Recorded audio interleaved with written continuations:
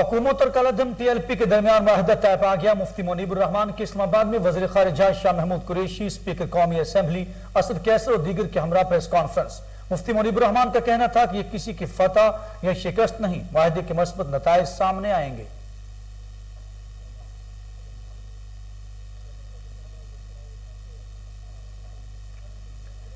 सियासी मुखालफिन को अवाम की कोई फिक्र नहीं, ये सिर्फ लूटमार को तहफ़्फ़ुज़ दो की तहरीक चला रहे हैं।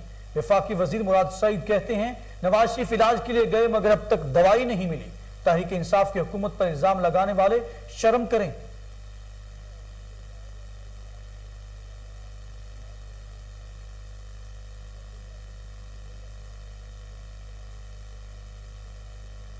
अपोजिशन जमातों का मौजूदा हालात में भी सियासी दुकानदारी चमकाना अफसोसनाक है। वज़ीर आला पंजाब कहते हैं, ये वक्त सियासी पॉइंट स्कोरिंग का नहीं, इत्तेहाद और इत्तफाक का है। जैसे जुलूसों से मुल्क को आगे नहीं ले जाया जा सकता।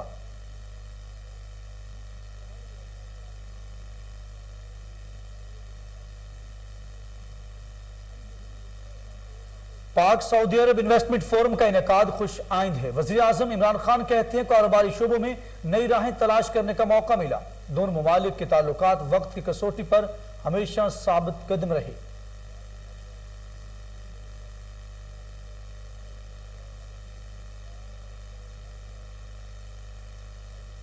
PTI के जमशेद इकबाल चीमा और मुस्तरद जमशेद के कागजात नामजदगी मुस्तरद होने का मामला। जमशेद इकबाल और मुस्तरद जमशेद के तजवीज़ कुंदगान का N 133 का रहायशी होने का दावा। इलेक्शन कमीशन ने जमशेद इकबाल चीमा के इल्जामात को मुस्तरद कर दिया।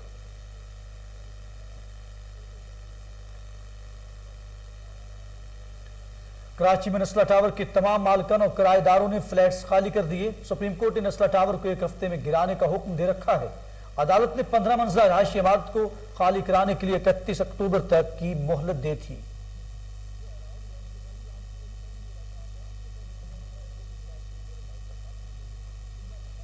मुल्क भर में डेंगू ने पंजे गाड़ लिए। केसेस और अमवात में इजाफा होने लगा। अस्पतालों में भी दबाव बढ़ गया। लाहौर में डेंगू के मजीद 2 मरीज दम तोड़ गए।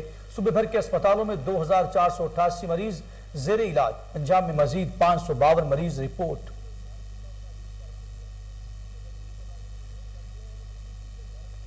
कोरोना से अमवात का सिलसिला थम न सका। मुल्क भर में मजीद 11 अफराद जाँ बहक। मजमूई अमवात की तादाद 28,449 हो गई। पाकिस्तान में कोरोना मस्बत केसेस की शरह 1.52% रिकॉर्ड की गई।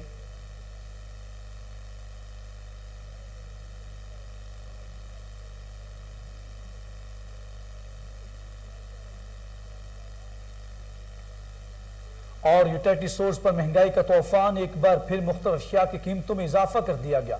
तर्जुमान यूटिलिटी स्टोर्स का कहना है, स्टोर्स पर चीनी, दाल, आटा और घी समेत 5 बुनियादी अशिया पर सब्सिडी दी जा रही है।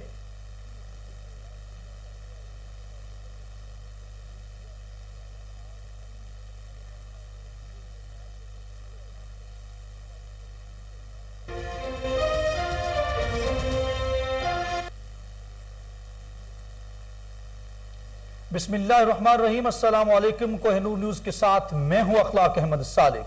हेडलाइंस आपने जानी, आगाज करेंगे और आपको बताएंगे मुफ्ती मुनीबुर रहमान के इस्लामाबाद में वज़ीर ख़ारिजा शाह महमूद कुरैशी, स्पीकर कौमी असेंबली असद कैसर और दीगर के हमरा प्रेस कॉन्फ्रेंस।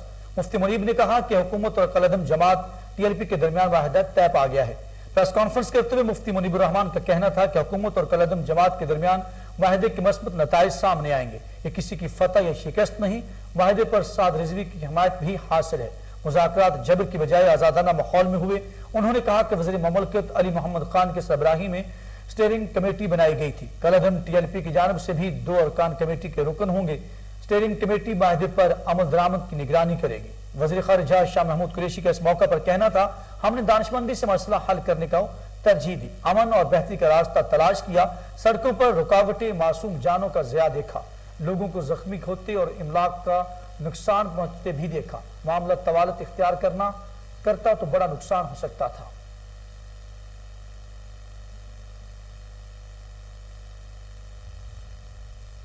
तो दूसरी तरफ वफाकी वज़ीर बराए मवासलात मुराद सईद का कहना है कि सियासी मुखालफिन को अवाम की कोई फिक्र नहीं, ये सिर्फ लूटमार को तहफ़्फ़ुज़ दो की तहरीक चला रहे हैं। महंगाई बैनुल-अक़वामी मसला है। तहरीक इंसाफ की हुकूमत पर इल्जाम लगाने वाले शर्म करें।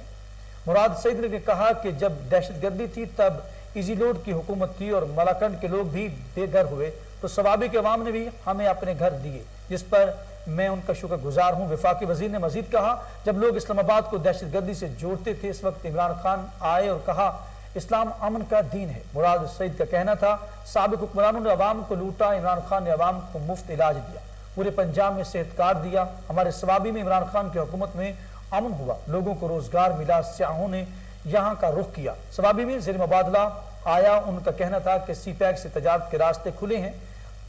4 پارٹیاں مہنگائی اور چینی پر بات کرتی ہیں، شوگر ملز زرداریوں اور شریفوں کی ہیں، عوام سے محبت ہے تو چینی سستی کریں، آپ کو عوام سے نہیں اپنے بچوں کے مستقبل سے پیار ہے۔ نواز شریف علاج کے لیے گئے مگر اب تک دوائی نہیں ملی۔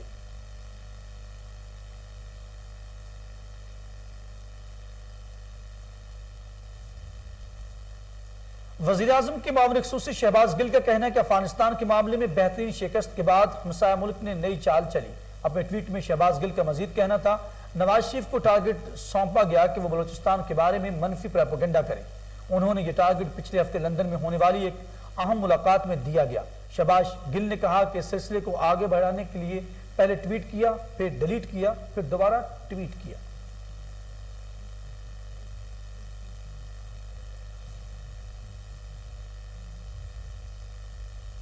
وفاقی وزیر اطلاعات و نشریات فواد چودھری نے موجودہ صورتحال پر شاعری کے ذریعے اپنا نقطہ نظر پیش کیا۔ فواد چودھری نے اردو کے معروف شاعر عدیم ہاشمی کے چند اشعار ٹویٹ کیے، جس میں انہوں نے ظلم کے سامنے سر نہ جھکانے کی بات کی ہے۔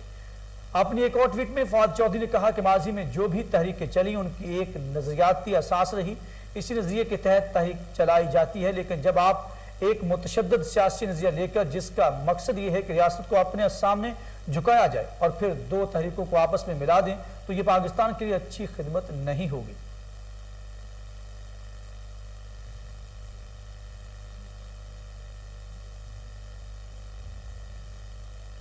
آگے بڑھیں اور آپ کو بتائیں، وزیراعظم عمران خان نے کہا کہ پاک سعودی عرب انویسٹمنٹ فورم کا انعقاد خوش آئند ہے، کاروباری شعبوں میں نئی راہیں تلاش کرنے کا موقع ملا اور دونوں ممالک کے تعلقات وقت کی کسوٹی پر ہمیشہ ثابت قدم رہے۔ وزیراعظم نے کہا سعودی عرب کی ویژن 2030 کے لیے پاکستانی افراد کی قوت اہم کردار ادا کر سکتی ہے۔ نیا پاکستان اور سعودی ویژن کا مقصد ترقی کا حصول اور تجارتی روابط کا فروغ ہے، جبکہ نیا پاکستان اور سعودی ویژن 2030 سماجی اور اقتصادی اصولوں پر مبنی ہے۔ عمران خان نے کہا دیر پا ترقی کے اہداف کے لیے پاکستان کی ترجیحات جیو پولیٹیکل سے جیو اکنامکس کی جانب گامزن ہیں۔ مختلف شعبوں میں اصلاحات متعارف کرانے پر سعودی قیادت کی کاوشیں قابل تعریف ہیں۔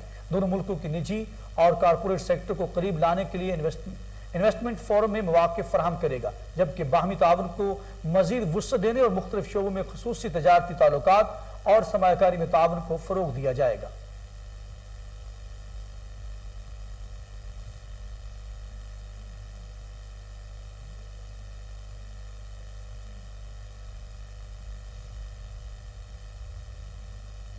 ادھر پی ٹی آئی کے جمشید اقبال چیمہ اور مسرت جمشید چیمہ کے کاغذات نامزدگی مسترد ہونے کا معاملہ نیا رخ اختیار کر گیا۔ جمشید اقبال اور مسرت جمشید کے تجویز کنندگان نے این 133 کا رہائشی ہونے کا دعویٰ کیا ہے، جبکہ الیکشن کمیشن نے جمشید اقبال چیمہ کے الزامات کو مسترد کر دیا ہے۔ تجویز کنندگان بلال حسین اور غلام مرتضیٰ کا کہنا ہے کہ وہ این 133 کی ہی رہائشی ہیں، وہ نہیں جانتے کہ ان کا نام این 130 میں کیسے چلا گیا۔ الیکشن کمیشن کے جاری کردہ اعلامیہ میں جمشید اقبال اور ان کی اہلیہ کی جانب سے لگائے گئے الزامات کو بے بنیاد قرار دیا گیا اور واضح کیا گیا کہ دونوں تجویز کنندگان کے ووٹ 2018 ہی میں حلقہ این 130 میں درج ہیں۔ اعلامیہ میں کہا گیا کہ ستمبر 2020 کے نظر ثانی انتخابی فہرست میں بھی دونوں تجویز کنندگان حلقہ 130 کے ووٹر ہیں۔ صوبائی الیکشن کمشنر غلام اسرار نے کہا کہ الیکشن کی شفافیت پر کسی طور بھی کوئی سمجھوتا نہیں کیا جائے گا۔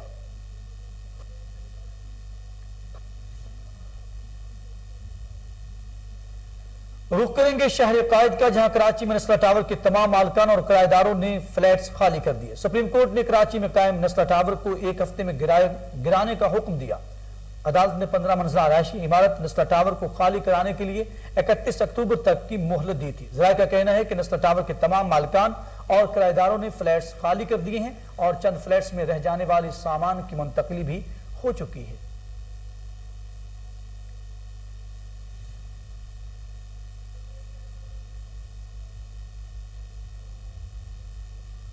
ملک بھر میں ڈینگی کے حملے جاری ہیں، لاہور میں مزید 2 مریض جبکہ اسلام آباد میں ایک شخص دم توڑ گیا۔ حیدرآباد میں مجموعی اموات کی تعداد 3 ہو گئی۔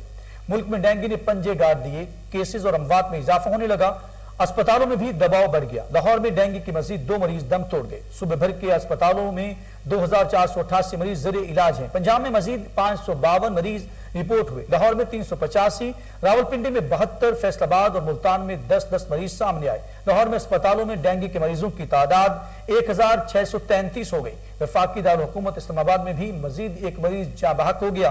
اسلام آباد میں ڈینگی سے مجموعی اموات کی تعداد 13 ہو گئی۔ ڈینگی سے متاثرہ شہروں کی مجموعی تعداد 3597 ہو گئی۔ اسلام آباد کے دہی علاقوں میں ڈینگی کی تصدیق شدہ کیسز کی تعداد 2072 ہے۔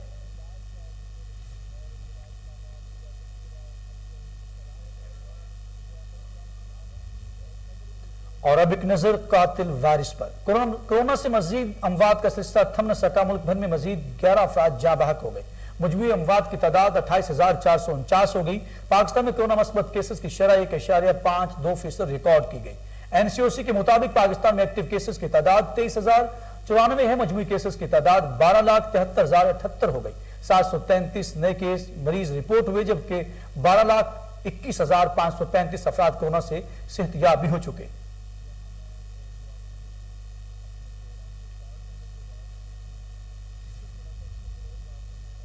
یوٹیلیٹی سٹورز پر ایک بار پھر مختلف اشیاء کی قیمتوں میں اضافہ کر دیا گیا۔ ترجمان یوٹیلیٹی سٹورز کا کہنا ہے کہ سٹورز پر چینی، دال، آٹا اور گھی سمیت 5 بنیادی اشیاء پر سبسڈی دی جا رہی ہے۔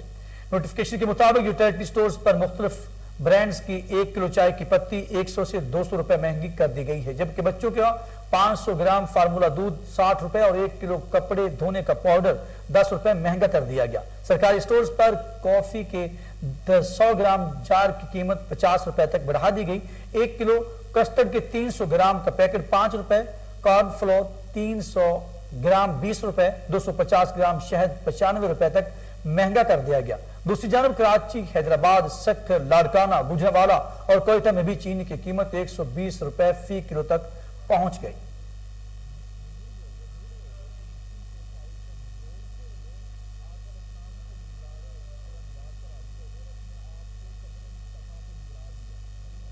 اور اس کے ساتھ ہی نیوز اسٹوڈیو سے فی الوقت کے لیے اتنا ہی۔ مزید خبروں اپڈیٹ کے لیے آپ دیکھتے رہیے کوہ نور نیوز۔